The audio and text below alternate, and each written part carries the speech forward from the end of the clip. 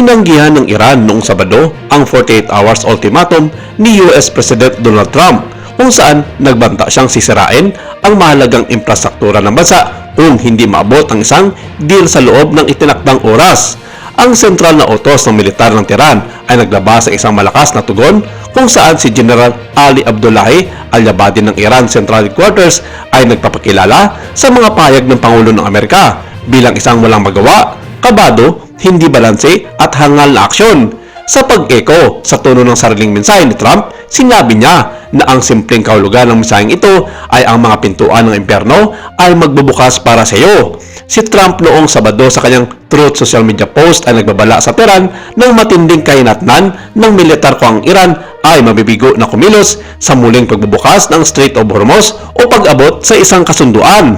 Nauna nang nagpataw ang Pangulo ng US ng mga deadline sa Iran sa gitna ng tumataas na tensyon sa kanlurang Asya, partikular sa estratehikong daluyan ng tubig ang Strait of Hormuz. Sa isang post sa Truth social media, sumulat si Trump, "Remember when I gave Iran 10 days to make a deal or open up the Hormuz Strait? Time is running out. 48 hours before all hell will lay down on them.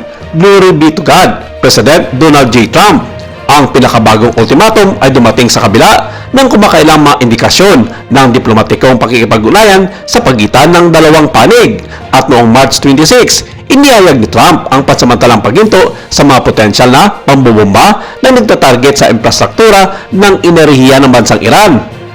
Sinabi niya na ang desisyon ay ginawa kasunod ng inilarawan niya bilang isang kahilingan mula sa Tehran, habang pinapanatili na positibo ang pag-unlad ng mga pag-uusap. Bago ito, inutusan din niya ang US Department of War na ipagpaliban ang posibleng mga pambobomba sa simula ng 5 araw na binanggit ang patuloy na negosasyon. Ang Strait of Hormuz ay nanatiling sentro ng standoff dahil isa ito sa pinakamalagang ruta sa pagpapadala ng mga langis sa mundo. Ang paulit-ulit na babalat ni Trump ay nakatuon sa muling pagbubukas ng estratehikong daanan na may mga naunang ultimatum na nag-ugnay din sa kabiguan na sumunod sa mga potensyal na wilga sa mga pasilidad ng enerhiya ng bansang Iran.